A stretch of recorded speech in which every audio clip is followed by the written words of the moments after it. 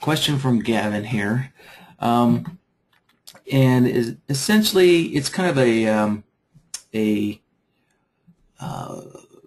higher time frame filtered version of the moving average bounce system.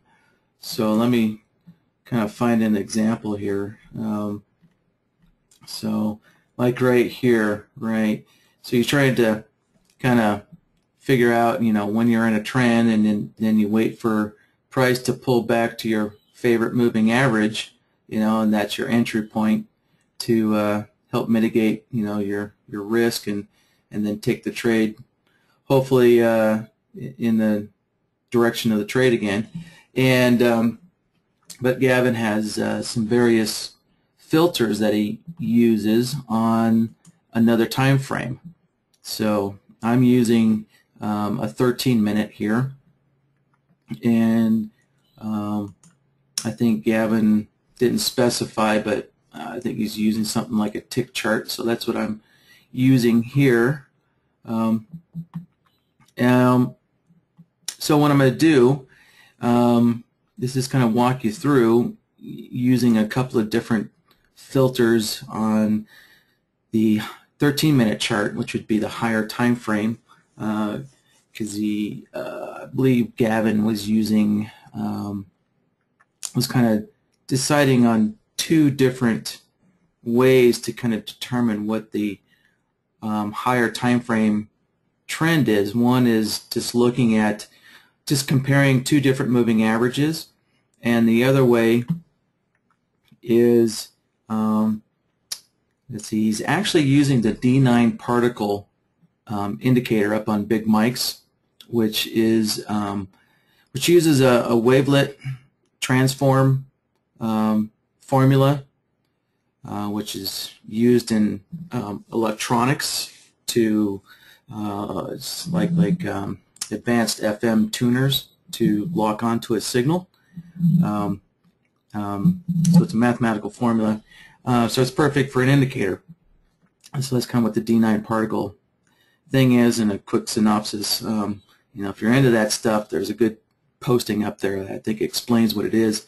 And you can go to Wikipedia as well and get an explanation on what wavelet transform formula is. So he's using the D9 particle thing up on Big Mike's, but I don't have a lot of those custom indicators on mine.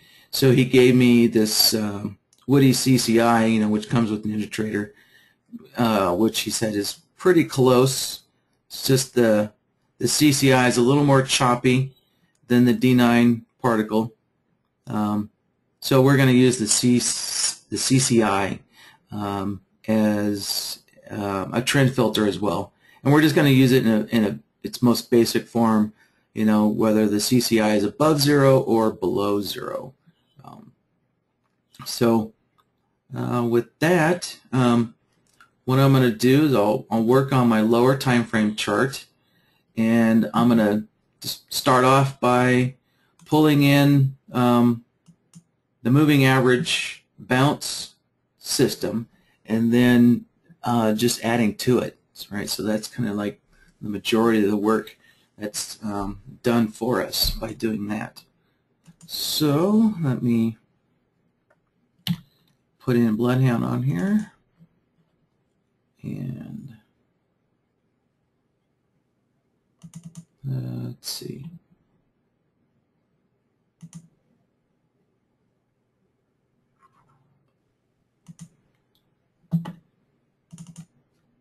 And I'm going to go in here and change my default color just to make it a little easier to see for you guys. So let's put it on lime green.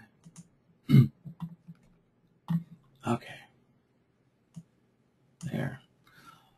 All right. Next step is I'm going to open up there we go, the moving average bounce. So for anybody who's new, you can find this on, let's see, which one of these should we open up?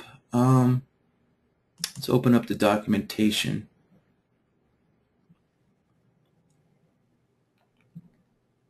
and I'll show you where you can find these various Bloodhound templates for download. So one place is you can go to the workshop. Oops, what happened there?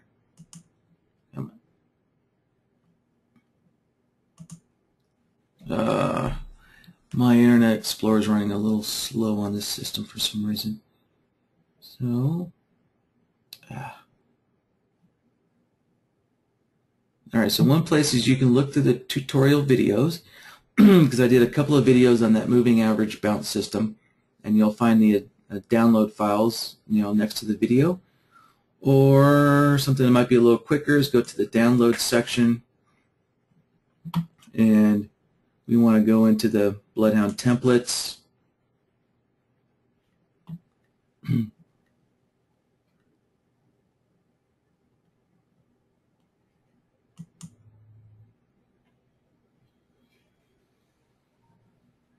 And in here somewhere amongst all these Bloodhound templates is the moving average bounce system.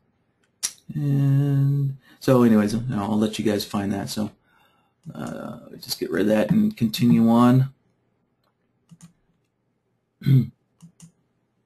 Alright, so I have it conveniently right here.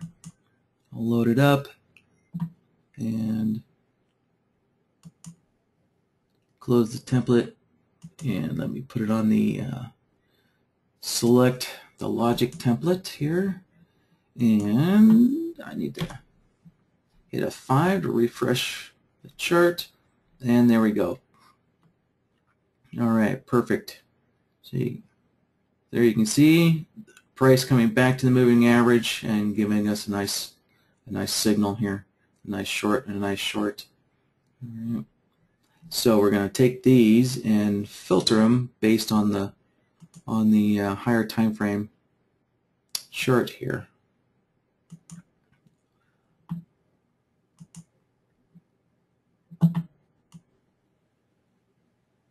All right.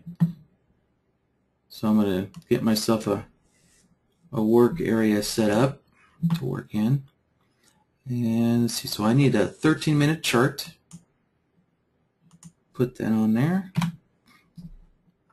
So, and I'll start working on the logic board.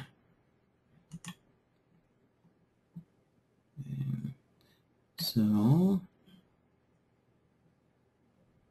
a little tip, if your mouse has a middle mouse button, that middle mouse button is the pan. Right? So if you don't have a middle mouse button, then you have to use the pan feature up here. So usually most mice don't actually have a physical button anymore. It's usually your scroll wheel. You can press down on the scroll wheel. So if you feel the scroll wheel clicking up and down, then that's your middle mouse button. All right. So the next step, let's work on Gavin's original, I guess, condition in his question, which he was using like a crossover of the two moving averages. So, right, so when the shorter moving average, the white line crossed down, that was his permissive to take shorts only, right? And so he was looking at crossovers, but there's a better way to do that, because when you look at a crossover, right, you only get one signal. So let me just throw a crossover on here real quick.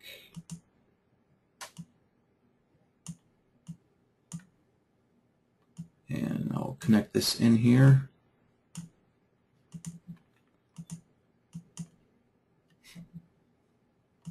And he's using an EMA. Change the period. Go change the other one.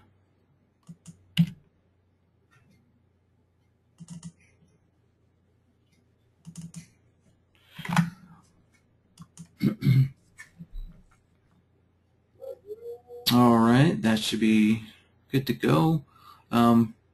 And I'm going to, a lot of you guys probably know this about the crossover, but I'm going to come back to the crossover because Gavin sent in a second email kind of wanting to only see the first trade within so many minutes. So we'll use this crossover solver to kind of create that condition where we only want a signal to happen, within so many minutes of the first crossover. All right, so in other words, if you get a crossover, if we don't get any signals, within a certain amount of time, I guess that could be an indication that price is just kind of floundering around, or maybe it's a consideration that price just took off without you, and by the time price comes back, it may be giving you some bad trade entries. So we'll come back to this in a minute, but let's kind of look at the example here. Oh, that's right. I added a 13-minute chart, so I have to refresh the chart so that NinjaTrader builds a 13-minute chart for NinjaTrader. I mean for Bloodhound. All right, so there's our signals, and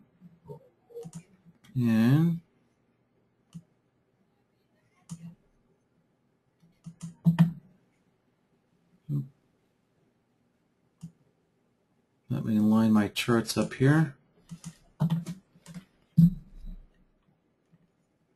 And I notice for some reason NinjaTrader doesn't scroll on the other chart anymore. So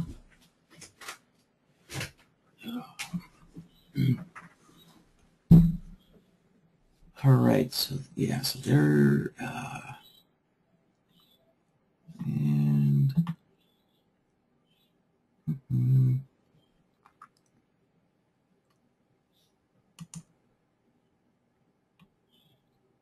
so let's find that crossover condition again. So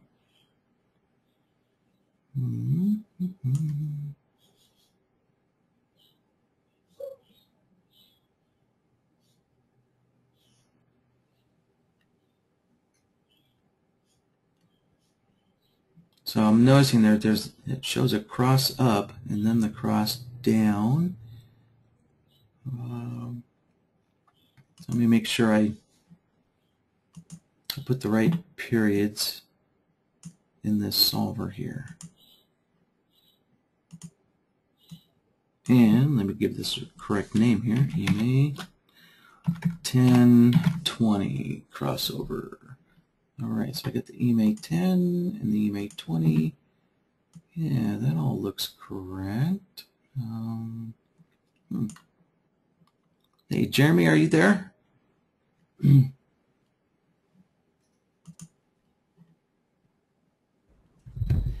Yeah.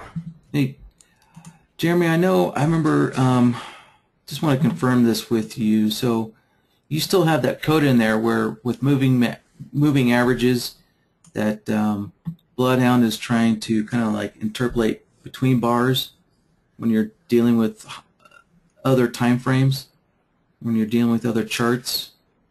Is Bloodhound still doing that? No, it doesn't. It's just like we just don't know the inter-bar values on the other time frames. Yeah, because I'm getting a cross-up signal in Bloodhound here, but there's not a cross-up on the 13-minute chart. And I remember, Bloodhound was trying to kind of compensate for NinjaTrader in getting those inter-bar values with the moving averages. So it looks like it's still doing that. Yeah, I'll have to double check the code because I don't remember. I do remember setting something way back that tried to compensate for that, but to be honest, that was a while ago. So yeah, I know. I'll have to take a look. But yeah, because there was a have you got the right SMAs on that higher time frame and they match it? Yeah, I just checked it. Yep, I just checked it. So, Yeah, I'll get a 10 and a 20. Yep, on the 13-minute chart. So we got a 13-minute chart here. Yep. Yeah, I just want to like I guess the big message we should send out is that historically is always going to be some approximation when you're dealing with multiple time frames, because the thing is the information is only partially there in terms of what has happened on a intra-bar on a when the bar hasn't closed yet on your main time frame and it's still open. Sorry, when the bar closes on your main time frame, the bar that's open on your your higher time frame or lower time frame may be still in the middle of forming. So therefore, and because these indicators are all based on closed data,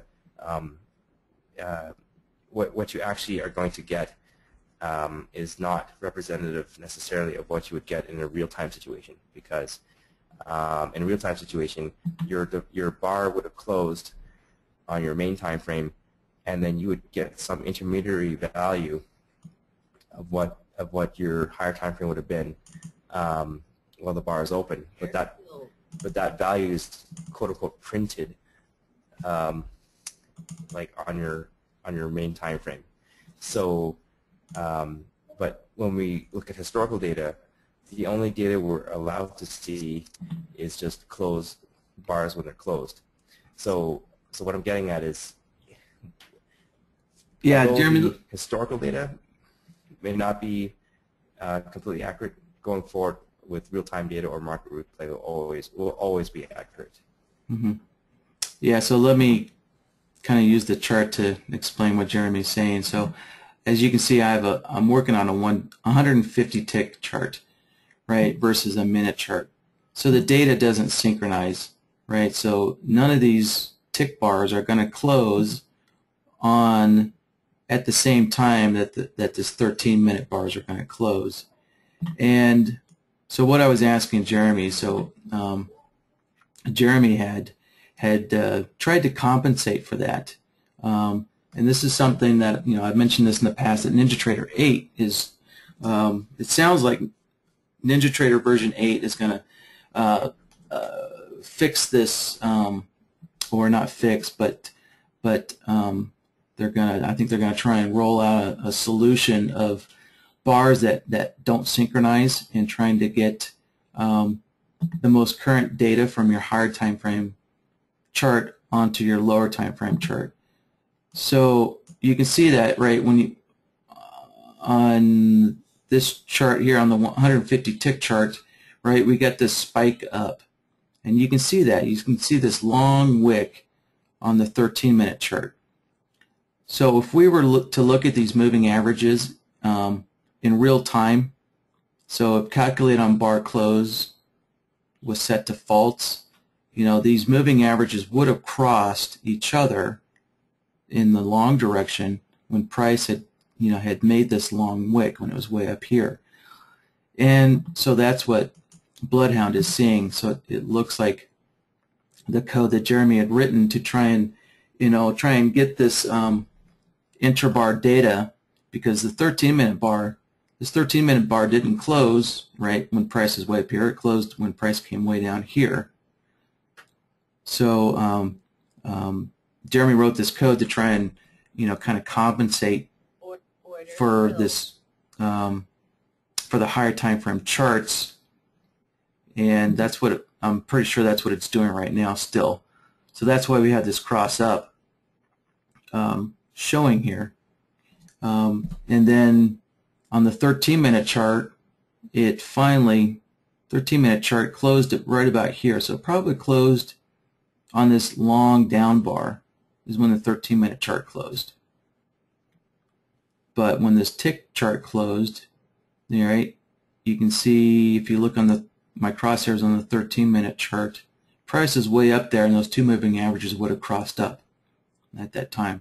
So that's why we have this cross up here showing. Is Yep.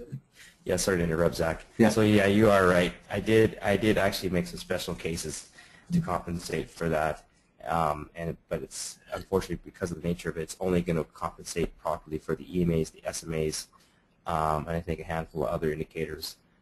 So those are the only ones that will be historically accurate, because it's goofy, but we actually literally take over the computation of the SMA and EMA, and we sort of literally mirror an implementation that looks just like the EMA and SMA in our own code, just to compensate for this. So it does work. Historical accuracy is maintained, as I guess that's what I'm saying, with the EMA and the SMA. And so, Zach, yeah, your explanation is correct. That's exactly what is happening. Yeah, so Jeremy basically had to rewrite those indicators within Bloodhound to accomplish this. So it was only a handful of moving averages that have this capability. So none of the other indicators will be able to do this, only the moving averages. So, so this is kind of how it is for now, and then hopefully NinjaTrader 8 will kind of take over this for us and match up match up multiple time frames better. So, all right. So we kind of got sidetracked there a little bit. So Gavin, he kind of submitted his question because he was seeing these. He was seeing these long cross-ups, just prior to a cross down. And of course, I believe he's working with oil, and oil is a volatile instrument. I mean, you can see all of these wicks, all these pretty long wicks on the 13-minute chart. So, so that was kind of part of his reasoning for submitting his question, but he's also a new customer as well. So I think that kind of wraps up using the crossover. So that's one way to do it. So as I was pointing out, right, you only get a crossover for just a couple of bars, and there's no, and this is supposed to be our directional trade permissive, right? So we need our trade permissive to stay short the entire time on the 13-minute chart, when the white moving average is below the red one, right? So we need a short permissive the entire time, but we can see we only have it on a few bars. So a better way to do this is we'll use, on the 13-minute chart, we're going to use the comparison solver. So we'll compare the two moving averages instead of just looking for a crossover. So let's switch these over. And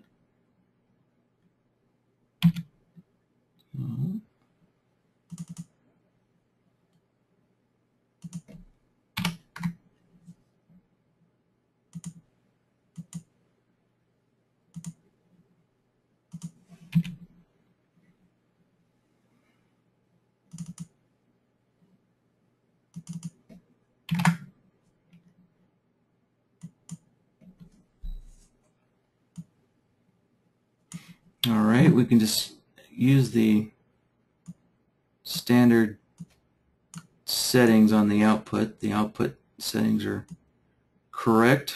The standard settings, or the default settings, are correct for our use. And let me just give this a name.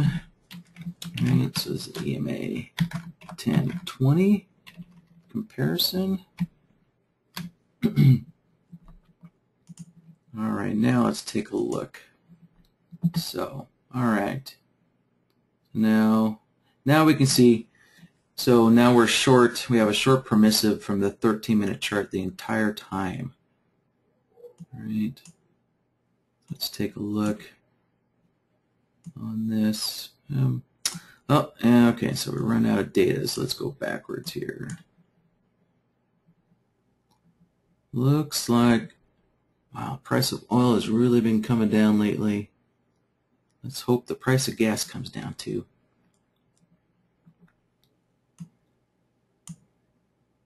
All right, so there we go. So now we're in a long permissive situation here, as we can see.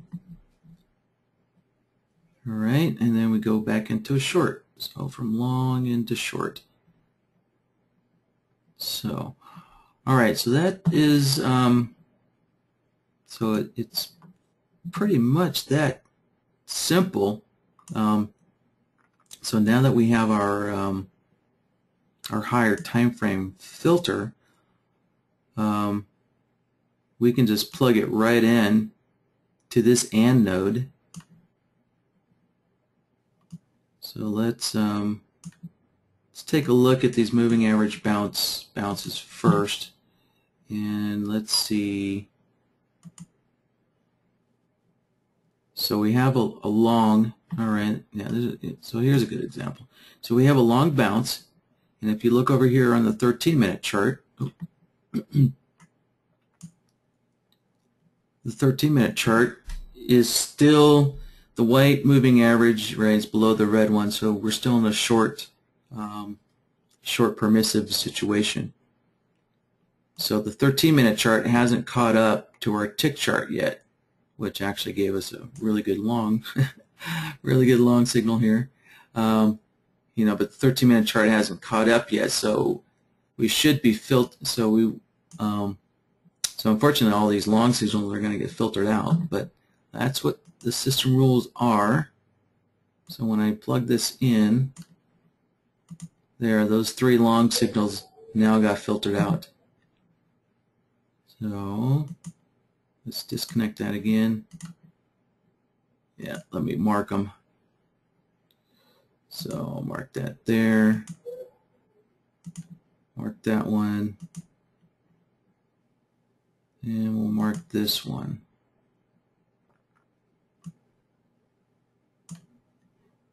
Add that in. There we go. All right, so now let's bring this up. So now we're right there is the crossover. So and just be aware, so when you're looking on the 13-minute chart, right where the crosshair is, or where the crosshair is on the 13-minute chart, right, you can see the moving averages haven't crossed yet. It's not until the next bar. Just remember, Bloodhound is interpolating the intrabar data on the 13-minute chart.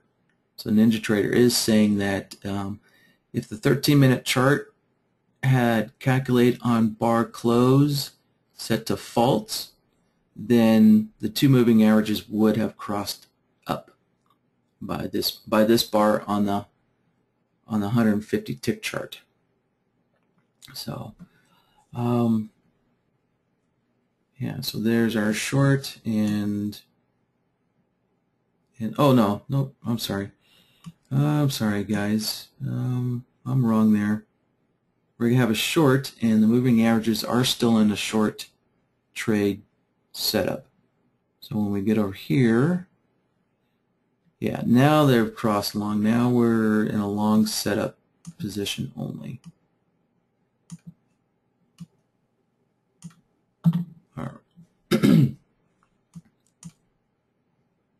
All right, so let's move forward and see if there was any longs. Nope, doesn't look like there are any long setups. And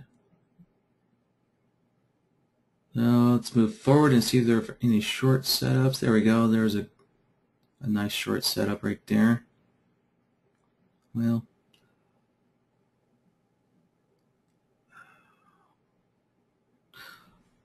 all right. Let me just keep looking through here. Okay, so here we go. Wow. Oil is just really crazy. I'm trying to find some good examples here for the next step. So the next part is Gavin wants to take only the first signal, the first moving average bounce, and not any additional bounces of the moving average. So he just wants to take the first trade signal and block out the rest. So all right, let's use this as an let's see, is this a good example? Just kind of have to scroll through. Oh, maybe this is. All right, let's see where.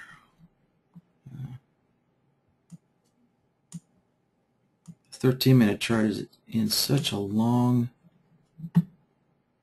downtrend. I'm just trying to find the first short signal. Yeah, basically from here. Okay. So let me.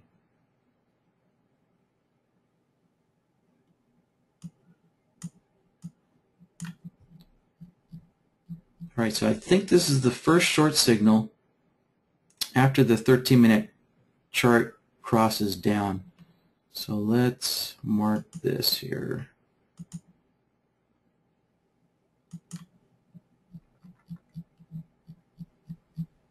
Oh, okay. No, there's one right there. I'll get rid of that. Let's mark this guy.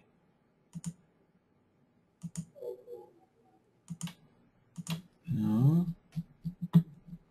Let me just keep scanning through here. Oh, no, there's another one. Okay.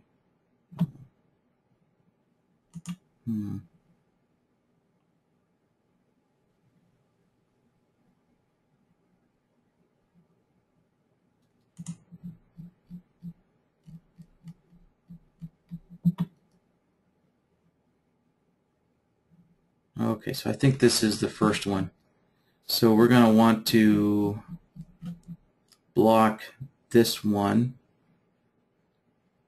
So let me mark it. And I'll put a little diamond by it, showing that we want to block that one. And let's see if there's any additional ones here. Yeah. So we want to block this one. All right, block these two.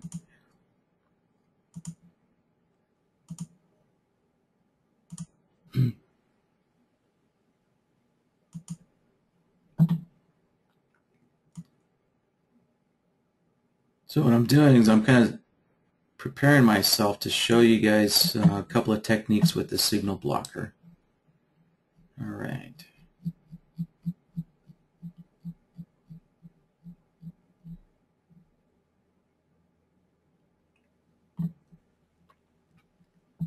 All right, I think that probably works good. So let's pull the signal blocker on here.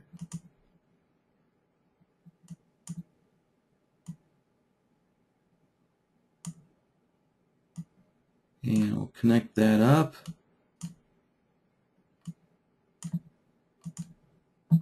All right, so now the first thing I'm going to do is open up the reset section here and turn some default settings off. So so this input no signal, I'm going to set this to false.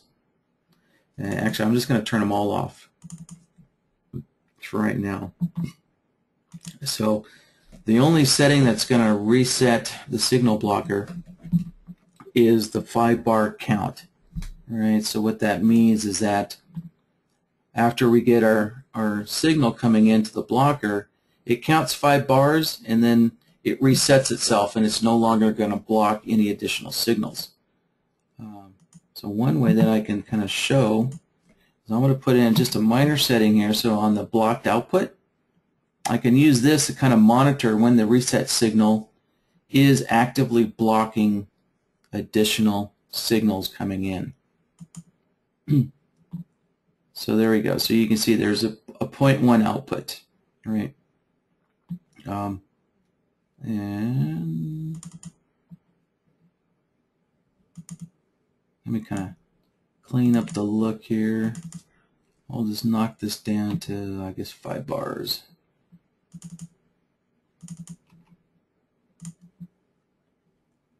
Yeah, there we go. All right. So you can see the first signal came through, and then for 5 bars later, the signal blocker was actively blocking any additional signals. Clearly, 5 bars is not enough. We need to block the signals forever until the 13-minute chart tells us we're in a long trade only condition. All right, so we'll set the signal blocker up for that.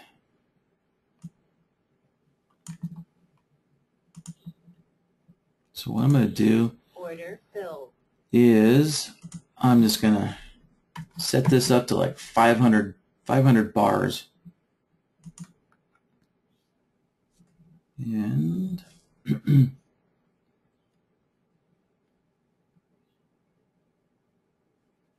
all right, just waiting for NinjaTrader to calculate that. There we go. So now we can, let's see here.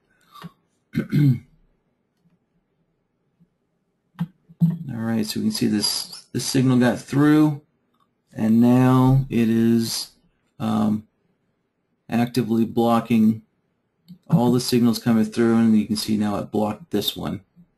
And if I scroll forward, I'm going to fix the scale for Bloodhound.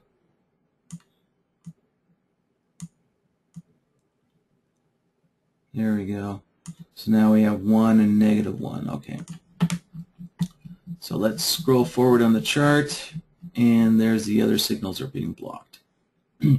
So now clearly this doesn't work. You can't just leave it on, you don't want to just leave this at 500 bars, right? Because it's going to block everything for just 500 bars indiscriminately. So if we switch over to a long position, let's start at the beginning of the chart here. So we're in a short position on the 13-minute chart, and now we're in a long permissive on the 13-minute chart. And let's see if for some reason okay. Let me get the same number of days set up. Okay, so I have 5 days on here. Let me make sure I have 5 days on this chart. There we go. Let's put 5 days on there, and I guess that's okay. Yeah.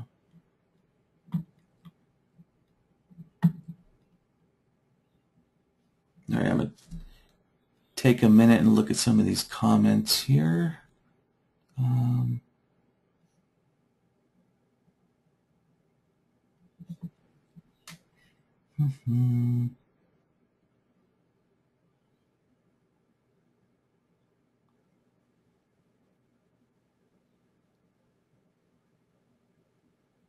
So Randy made the comment, I thought that last time we used a toggle to block further signals until another cross.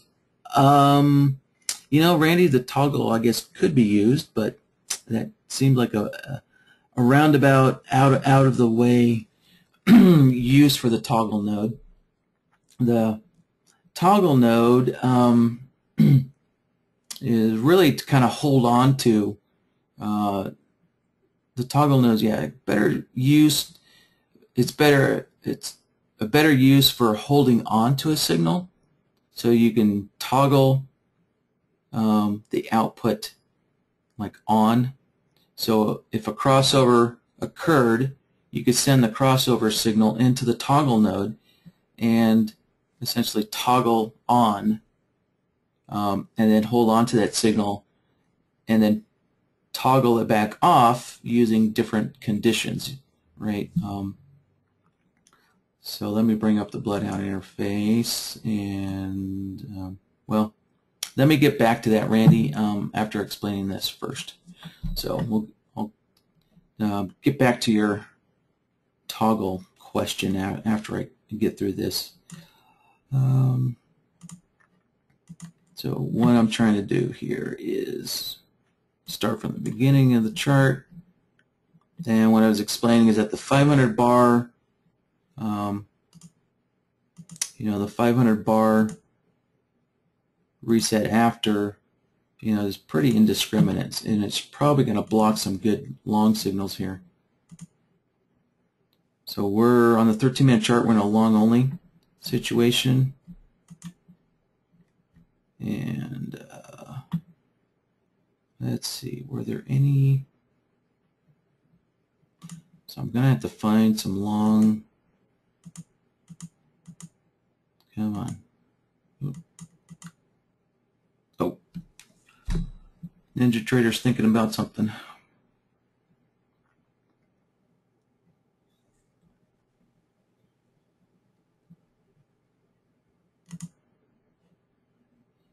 Okay.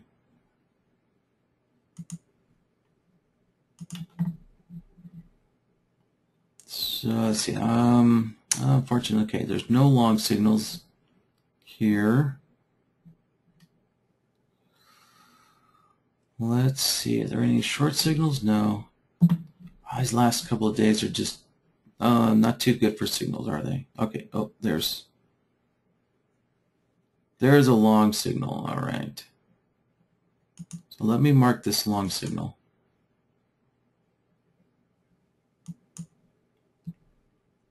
And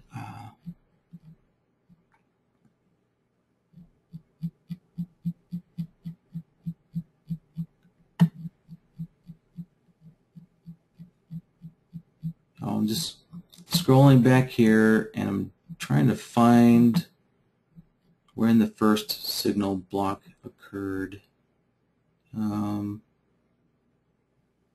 So right here on this short,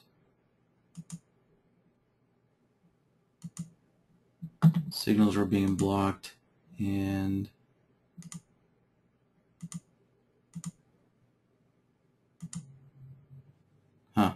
so it looks like just prior to this long signal, the signal blocker stopped blocking signals. So that's not a good example either. But I guess the point I'm trying to make is, after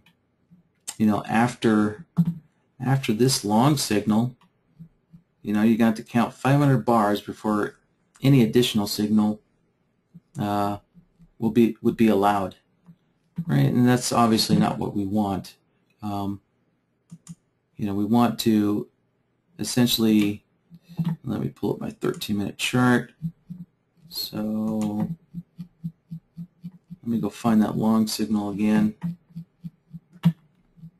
And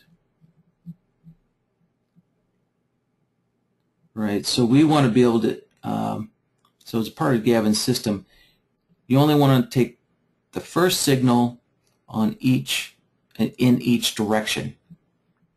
So we want to be able to take the first short signal after this long signal, right? So we're going to want to reset. Let me go find that again. Boy, sometimes these global crosshairs are difficult to navigate with. So when on the 13-minute chart, when the moving averages cross down and we're in a short only permissive, then we want to be able to start taking shorts, right? So we want to, in a sense, kind of reset the signal blocker to allow signals to come through again.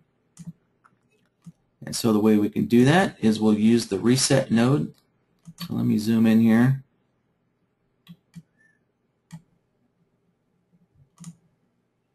All right, so we have the reset node. And so we want to reset this guy when we change from a long permissive to a short permissive. Right.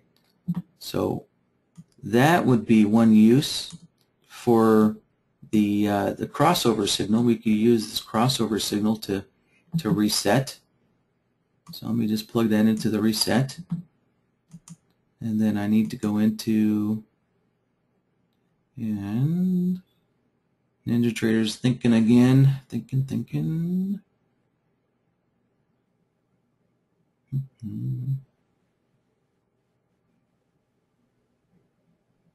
Yeah, my VMware seems to be running a little slow.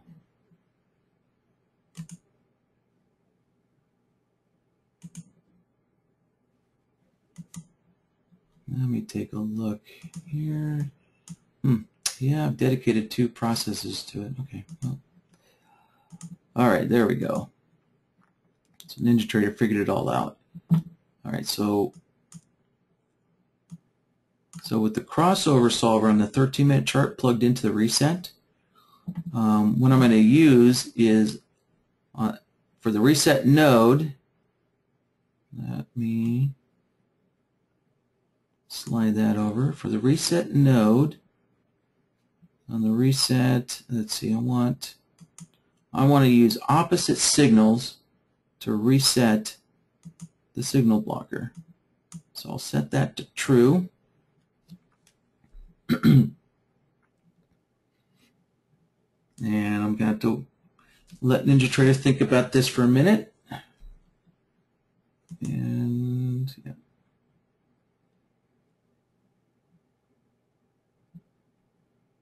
So when I make this change, NinjaTrader has to catch up. So actually, let me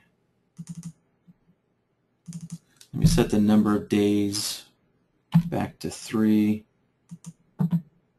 And I'll do the same on my 5-minute chart, or my 13-minute chart. That ought to help out.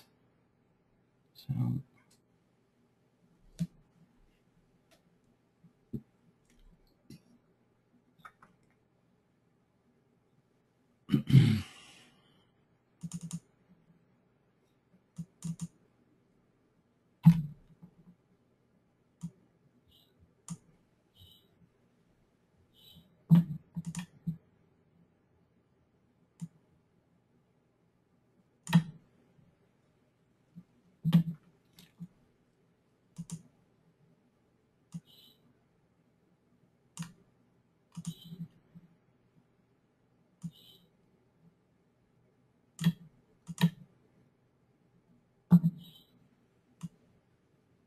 all right, something else I'm going to do to kind of help me debug this is I want to take a look at this comparison solver, which is essentially this comparison solver is telling me when the 13-minute chart is in a long or a short permissive.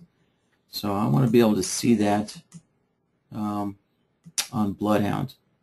So I'm going to go down here and pick one of these colors. I can take a look at it. How about this deep sky blue? All right. And should be helpful if the 2 time frames would start scrolling like they used to. Remember when you had global crosshairs turn on both charts would scroll.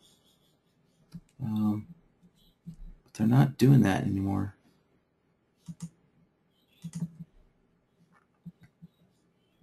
All right, so I can see that blue line that I just turned on. Let me adjust.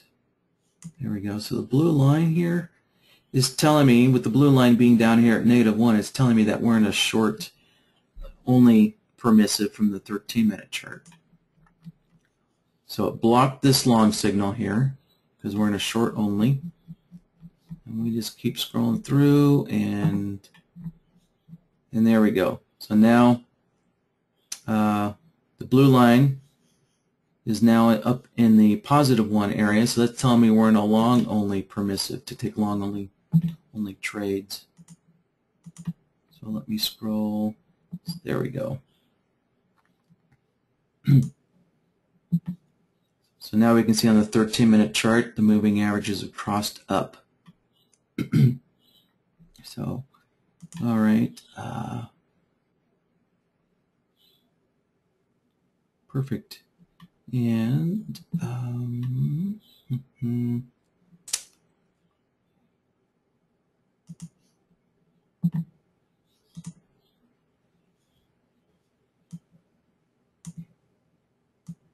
and I'm also going to just turn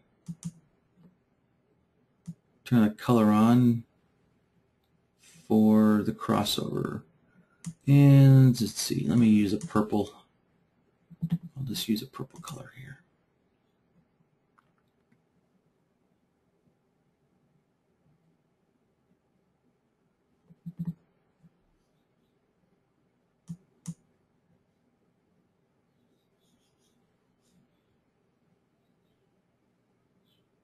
Okay, there. We can see the purple line just blipped up for a couple of bars, telling us that the 13-minute chart had a crossover occur, right?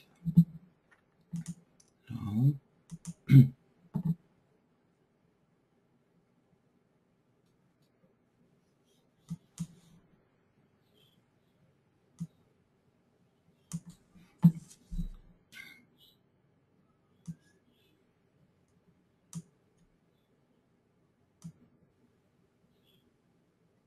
All right, and just for added assurance, I'm also going to change the reset signal to true as well.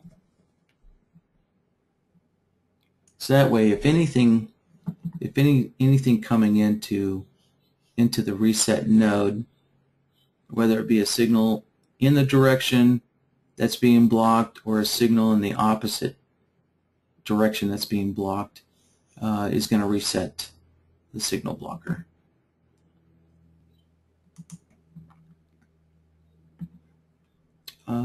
Right. So interesting. We got a signal right here the entire time that we're getting a crossover signal from the 13-minute chart, which allowed two signals to come through. Crazy. I'm not sure. I'll have to think about that if there's a way to kind of prevent that, because the signal blocker is being reset the entire time. Right, you can see the purple line. It's marking the crossover. Right, it's marking the crossover signal that's coming in. And so the signal blocker is being reset the entire time this happens. So,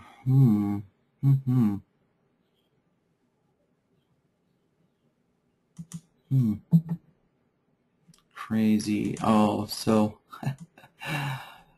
I'll try. Maybe I can just put a double signal blocker in a row to fix that. But for now, we'll just kind of leave it like it is and just kind of go with it.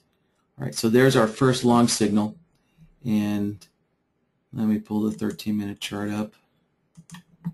And oops, there's our first long signal after the cross up. Keep scrolling forward. Okay, so we're in a down, a short signal permissive here for a little bit, and it does look like on the 13-minute chart, yeah, it looks like we crossed down and then crossed up for a bar and then crossed back down. So this cross down on the 13-minute chart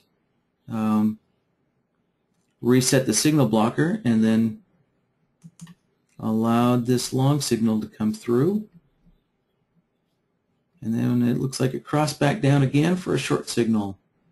So my 13-minute chart's not scrolling here. There we go.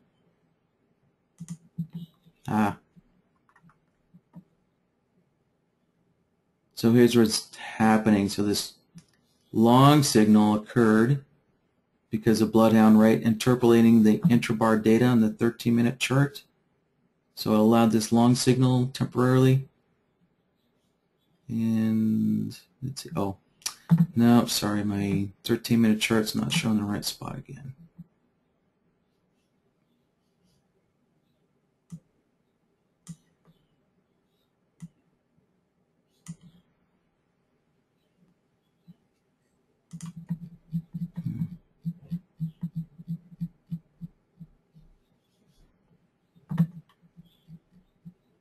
Yeah. All right. So now we can see on the 13-minute chart, our moving averages did cross up, resetting the signal blocker. And we can see by looking at the output here, right? That's why I put that 0.1 on the output of the signal blocker. So we can see that when this cross down occurred, the signal blocker is no longer blocking signals because there's no output from it. And as soon as we get our first signal, it starts blocking the output. And so we can see when the outputs are being blocked. And then we have another crossover condition, and the signal blocker stops blocking signals until the next one comes along. All right.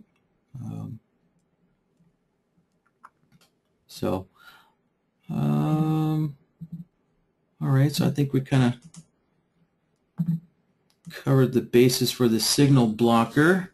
All right. And with that, let me see. I just saw a comment coming in by Randy, so let me take a look at this. This is timely, as I had a question about the MA bounce template. Can you go over the solver setup that signals when price approaches and, more importantly, allows overrunning the MA slightly? Yeah, signal zone. I run into this situation often where I'm looking for a zone for a signal above and below an indicator plot. Yeah, so what Randy is saying is that, like right here, in this area right in here, right, price never hits and bounces off of a resistance area perfectly, right? Sometimes price just loves to break your resistance area by a couple of ticks, as we can see here. Right, we got this long wick, but the closes are still kind of just slightly above and below the red moving average. Right, so you kind of want to build in some allowances into your system so that price can break through your resistance areas. So Randy's wanting to explain how the moving average allows this. So Randy, I may not have time to do that, but I did thoroughly explain that in the tutorial video. So if you go find the tutorial video, which I believe was done, I believe it was done in either November or December. So if you go into the training workshops, you can find that the original workshop video that will explain, oops, let me go into the recorded webinars, that will explain it. So you know probably what would be even faster is if I just bring up our YouTube channel. So I'm just going to find the video, I can click on YouTube, and it brings up our YouTube channel. And, oh, let me turn that off. And I'm going to just type in MA bounce.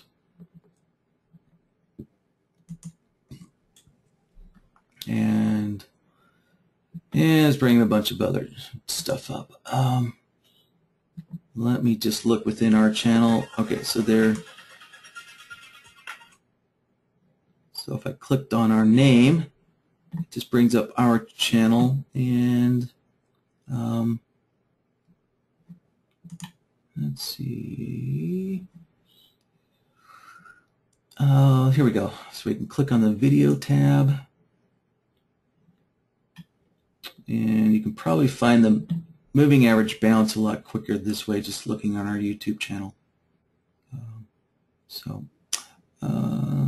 Right. So I'll just kind of leave it at that, Randy. Okay.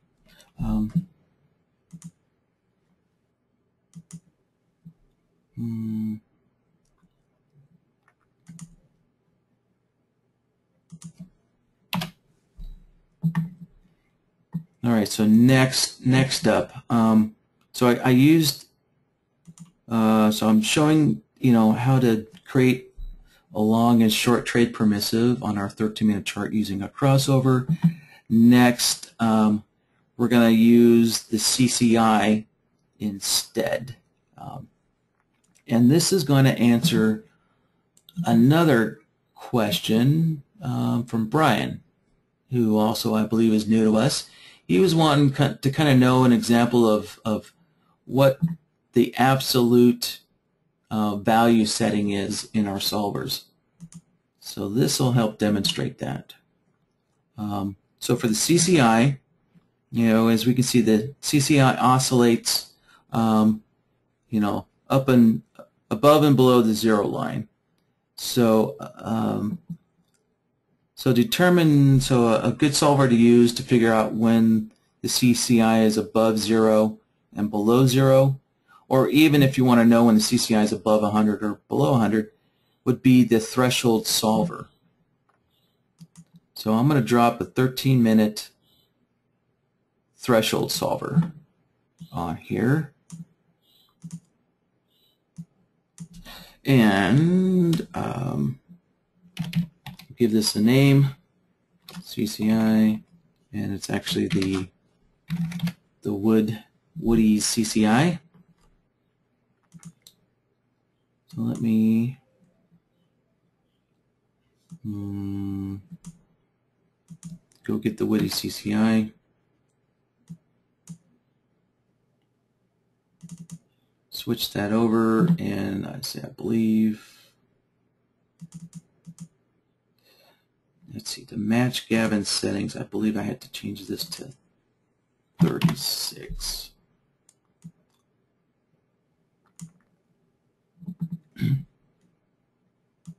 And so our threshold level is the 0 line. So I can just leave all these 0.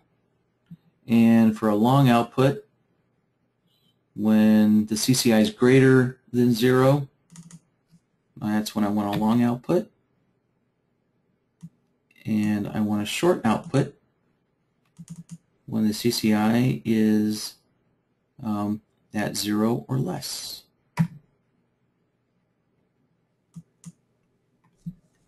Oops. Change that to 1. There we go. So let me plug this into the result node. And we'll take a look and bring up the 13-minute chart.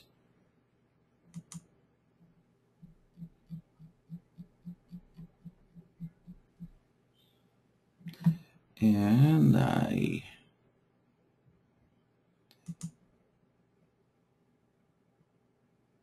all right, there we go.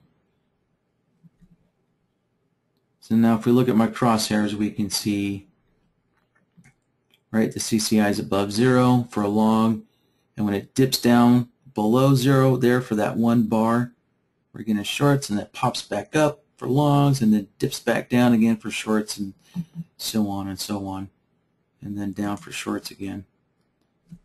All right, so it's simply that, it's just that simple. For looking at something like the CCI, and looking at the 0 line. All right, so it'd be the same for if you wanted to use the MACD, knowing when the MACD is above or below the 0 line. Same thing, just plug your MACD in there. All right. So I'll show another way of doing this using the comparison solver. So I could pull a comparison solver in here and set the indicator up. All right, 36. And I want to look at the CCI plot. And so if I'm using the comparison solver and I want to compare the CCI plot to the zero line, I need to go in here and change my type for indicator B, change the type to an absolute value or a fixed value, and I'm going to use 0 for the zero line. So let me plug this into the result node, and essentially nothing's going to change. So you're going to get the exact same results. So for Brian and other people, that's what the absolute value is used for. So now if I change this to 100, an absolute value of 100, then let me bring up the 13-minute chart. Right, so we can see here when the CCI crosses above 100, then that's when we're getting the long. And as soon as it's below 100, we're getting shorts now. So that's the use of this absolute value. All right.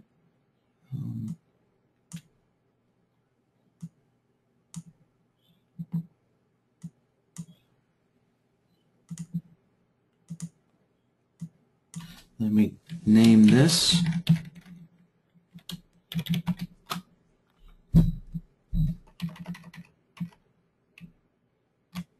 Okay. I'll set this back to 0. All right. Let's see. Let me see if there's anything else about this. I know there were other things that I was looking at that I can use as a good lesson here. So let me kind of pull up. Let's see. Oh, you know what? Shoot. I messed up my moving average bounce signal because Bloodhound's interface had to close a couple of times and I forgot to rename it.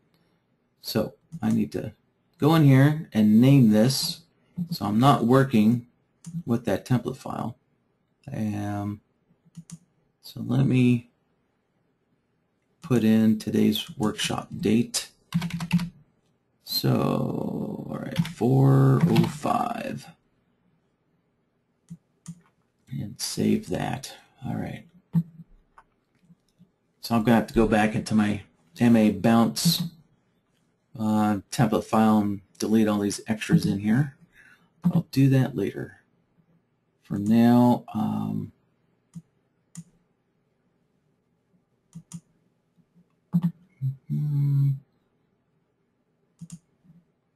so this is the template file I was playing with last night just to get the system in my head. And let's see. And I was kind of playing around with several other things here. So let's see, the look back period.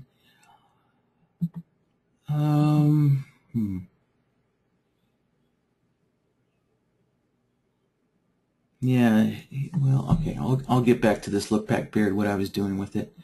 So that's really kind of getting off topic. But it was a neat kind of a solution that I was playing with. Let's see, trend. Oh, okay, yeah.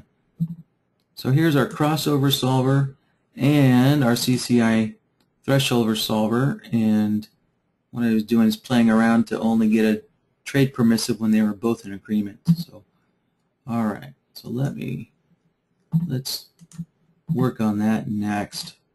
So, let me show you on the chart. So what I was saying is that we're going to combine both the CCI permissive and the crossover permissive of the moving averages together. So they both have to be in agreement in order to go long or short. So that way, we're kind of creating a stricter requirement for our long and short trade permissive, having both of these in agreement. And to do that, let me get these out of the way. And actually, I need this guy. Yeah, this is our threshold solver.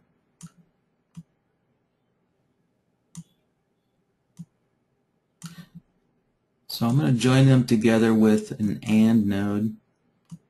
So the AND node is kind of a way of saying they both have to be, everything plugged into the AND node has to be in an agreement. And then let's plug this into the result node. And let me bring up the charts.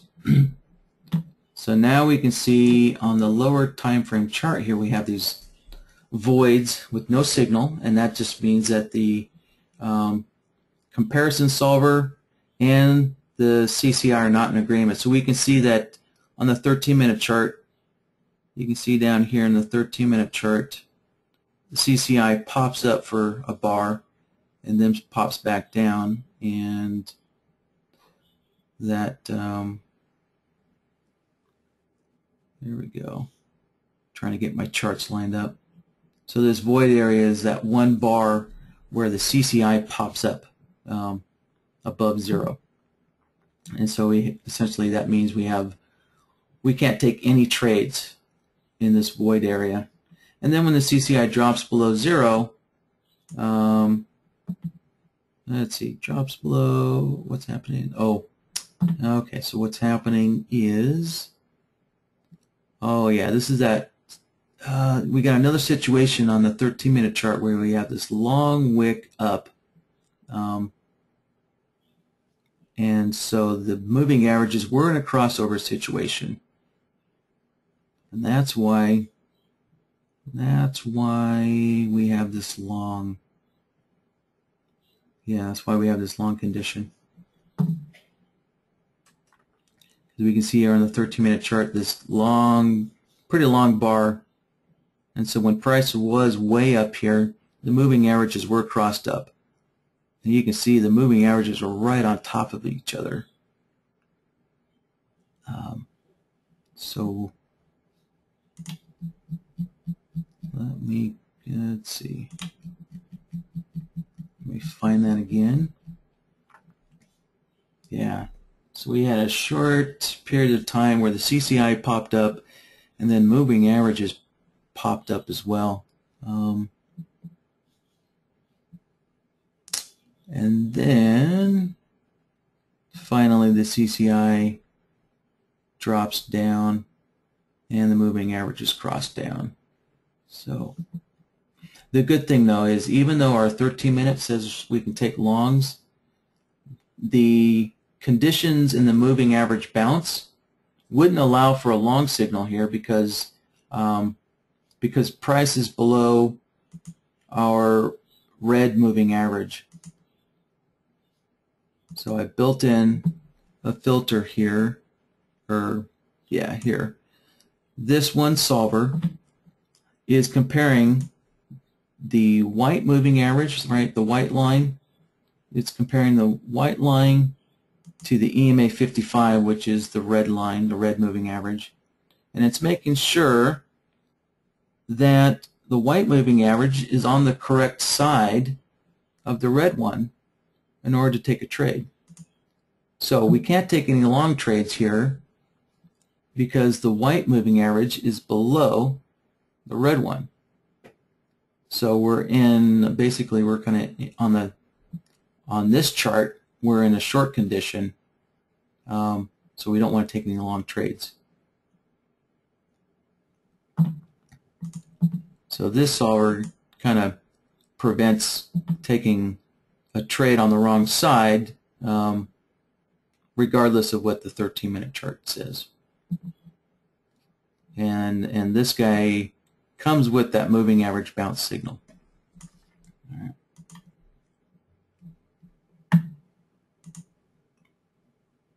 So now I can just plug it in, and that probably filtered out a few more signals. So all right, let's see. Let's all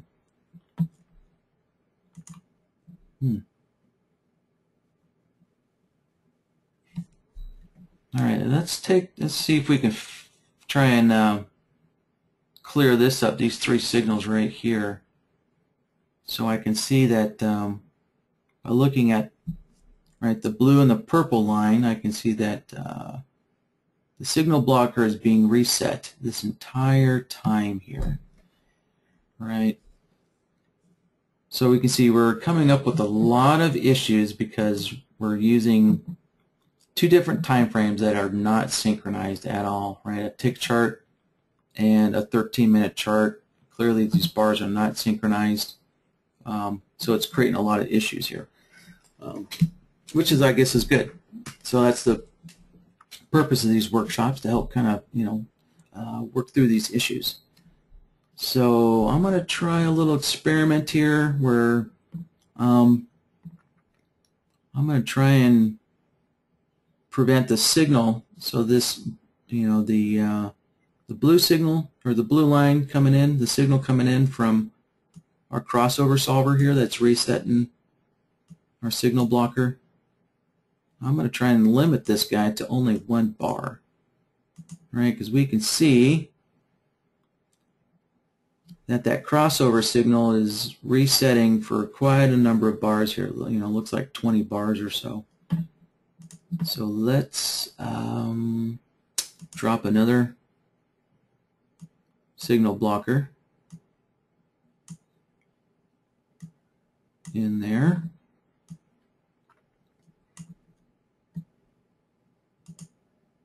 And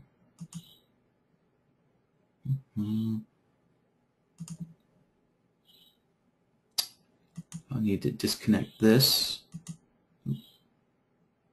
All right. It disconnected it. I just need to wait for NinjaTrader to catch up and recalculate all the bars on the chart. There we go. Now plug the signal blocker into the signal blocker.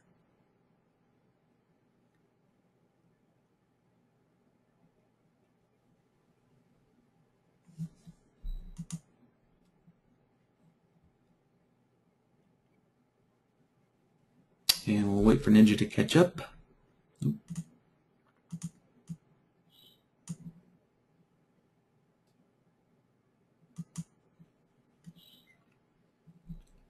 All right, so I'm going to use, let's see, let me just turn off, I find it easier, oops, okay. I'm trying to move too fast for NinjaTrader here. So really I'm moving too fast for my VMware.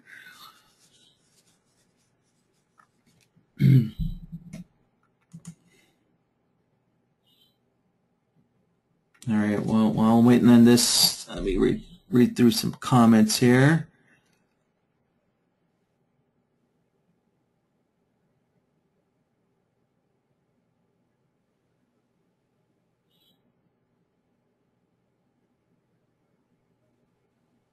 Oh, thanks, Gavin. I probably would not have realized that. All right, so Gavin's telling me he turned a setting off that prevents the one chart from scrolling forward or backward based on the other chart. So let me see if I can find that. There we go. So we turned this off. Thanks, Gavin. That is very helpful. All right.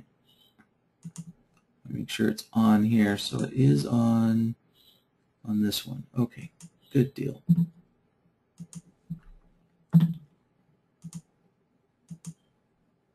Okay, let's turn that off.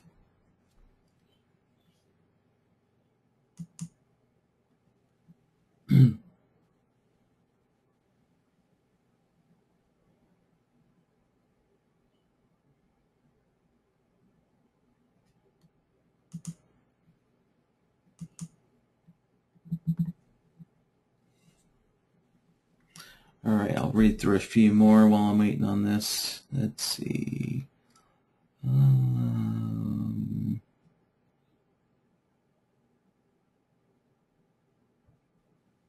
So Randy's got a question here. So to clarify, if you use the reset input of the signal blocker, like we are now, the reset after setting, which is showing 500 bars, is overridden. Correct. Yes, correct. Let So let me switch this over. Yeah, so this reset after gets overridden by any of these reset functions above it.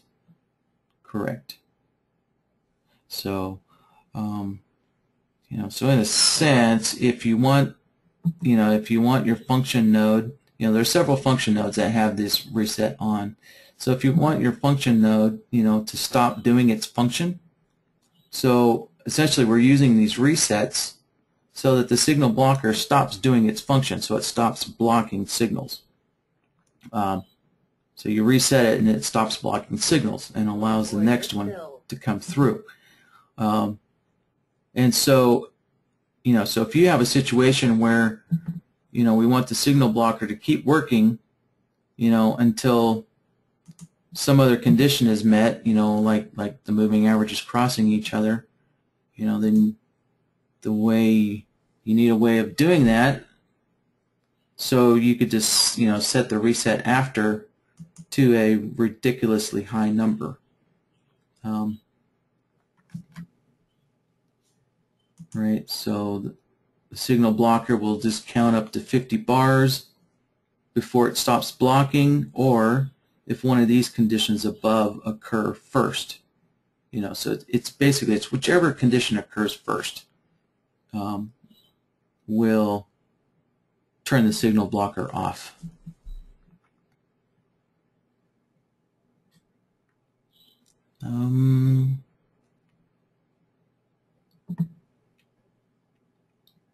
Okay, so all right, I've got all these off, and the one that I do want on, looks like it's still doing something.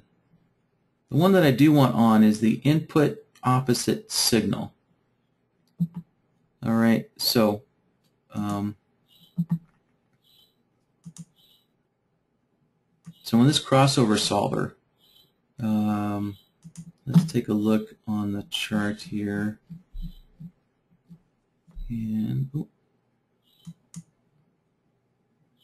let's see, so it's the purple.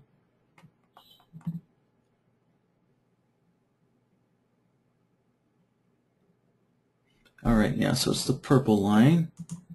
So let me scroll back here. I think it was back here where we had a bunch of crossovers occurring. Yeah, right here. Okay. So the purple line. Hopefully you guys can see this. There, that'll make it better. The purple line is this crossover signal that we're using into the signal blocker.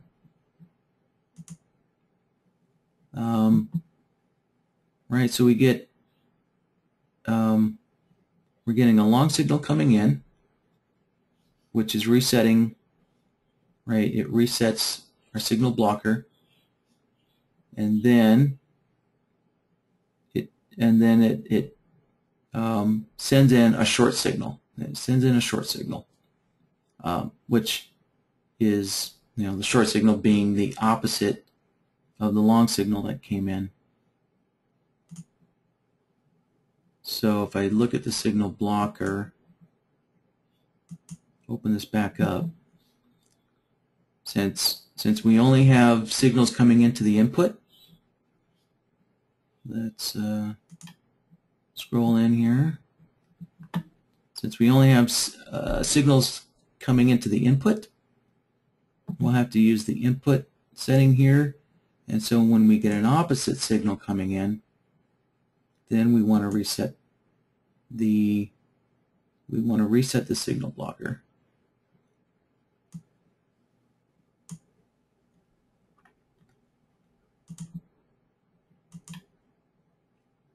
All right.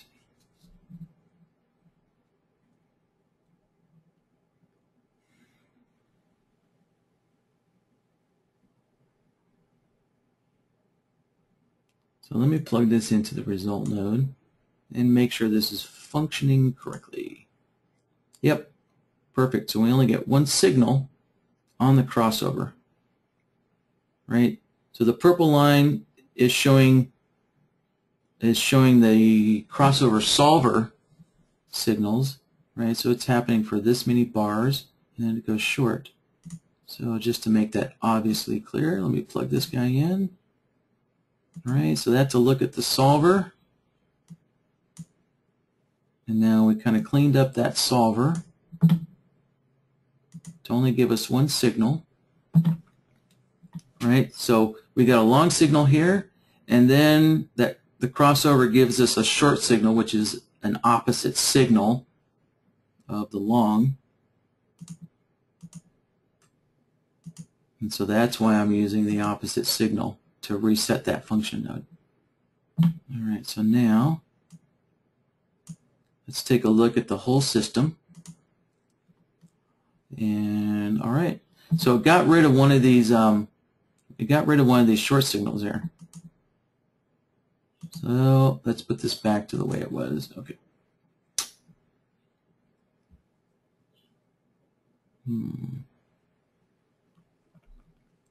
This is becoming a little painful here.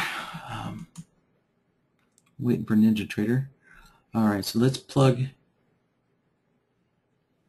the crossover back in there, and we'll take a look at the chart so I can find that that third short signal, and I'll mark them.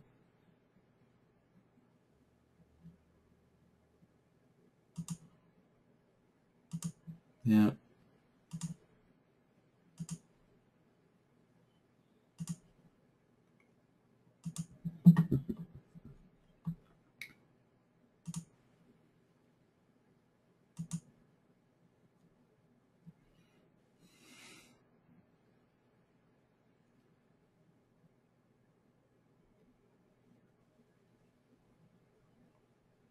All right, so once I get this fixed, I'm going to try and get through this quickly because it's after 12.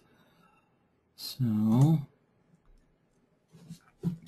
I'm just going to wrap up showing you plugging this, plugging the CCI and the moving average crossover, trend filter into the system. All right, so we can see this this second short here got blocked. All right, so the first one got through because right, we had a cross up. Yeah, we had a crossover condition occur. We can see that with the purple line. So one got through, and then it crossed down short, which reset our signal. All right, which reset our signal blocker. That one got through, but then this third one did not get through. So that kind of fixed our little issue with the higher time frame. But you know what? Plugging our directional permissive, our trade permissive in from the 13-minute chart probably will fix this situation here because we don't have it plugged in. So let's plug this guy in.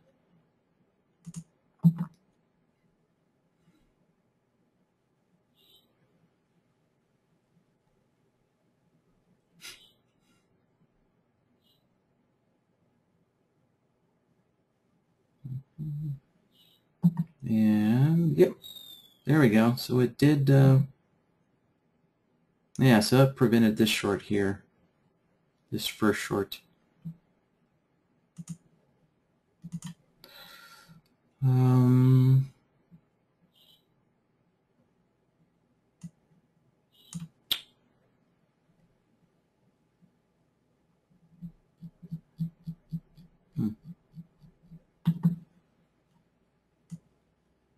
I noticed right here the signal blocker turned off.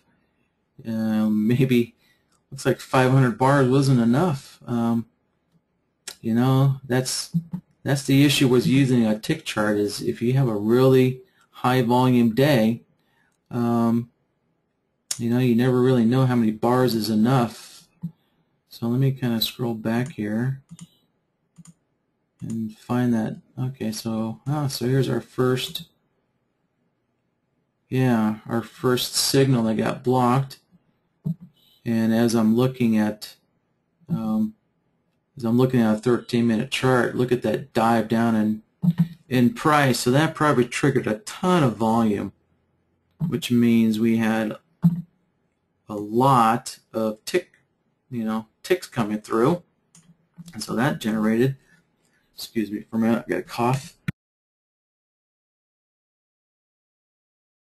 About that, so that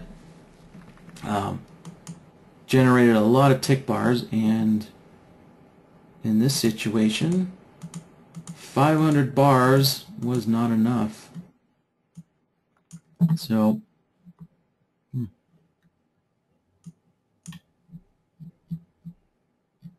oh.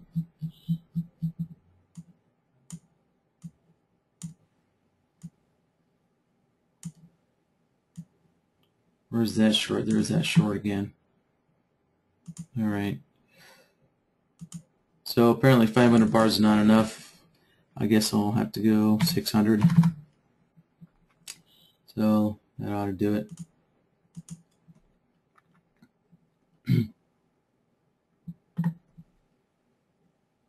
Okay. So after this, I wanted to answer a quick question for Brian. Brian has a question for Raven. And you might have heard some trade signals going off in the background. That's because I have Raven running, just so I have an open position. All right, so there we go. Our short here went away because now the signal blocker is still continuing to block signals. And oh, look at that! Still, wow, yeah, we were just in such a long short condition. Something definitely happened in oil that day. Wow, and so the signal blocker stopped even after 600 bars was not enough to get us through. So I don't know, I guess we'd have to set it to 1,000, but I think you guys can figure that out. So next, let me minimize these guys. And let's see, let's close that up.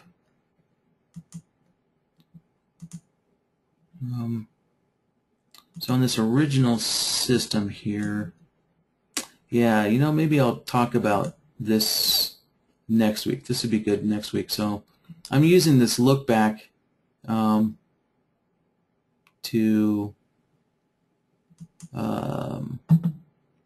let's see how to explain this. So I have I have Bloodhound. I have Bloodhound running with calculated on bar set to false because I'm trying to synchronize multiple time frames a little better. So I set this to false, and I realized I needed to use this look back signal so that when calculating on bar set to false, that Raven doesn't fire off his signal prematurely. But that's a topic for next week. So that's going to be pretty lengthy trying to explain that. So that's trying to compensate, for kind of the wild volatility in the market, and the market putting in a trade too early. So that'll be probably our start off for next week. But for now, I just wanted to show Brian. Let's see, which one of these? Here we go, this chart. I wanted to kind of address Brian's question quickly. So, Brian wanted a pause button for Raven. As you guys all know, Falcon's going to be the full-fledged, strategy component for Bloodhound, and it's going to have all the bells and whistles in it, and it's also going to replace the chart trader, which I can't turn the chart trader on. You see it's disabled. That's because I'm running a strategy. So having a pause button will be in Falcon, plus more. So to kind of as an interim here, here's an interim solution. So we can see I have this Raven strategy is on, and let's take a look at the positions. So I have one short position on, right? So here's the trick.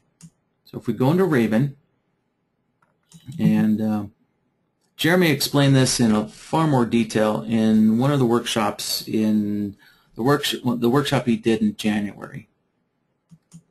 Jeremy had showed this. So let me bring up Raven.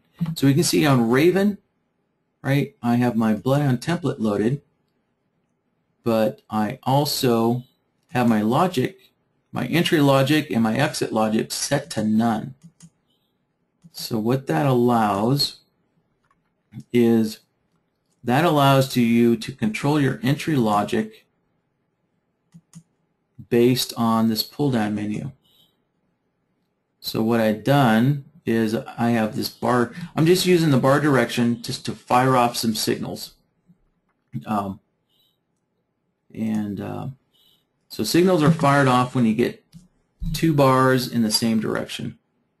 Right, so you can see I have one bar up, and on the second bar up, you can see I have a long signal to go long. And then we get a down bar, and on our second down bar, we get a signal to go short.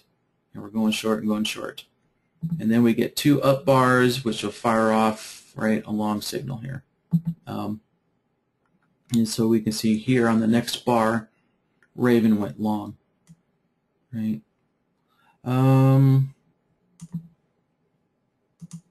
So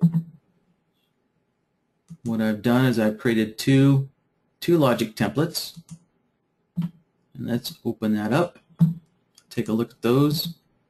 Right. So the one that's taking trades is just this bar direction set to two bars in the same direction. It's going to fire off a trade. Just something real simple.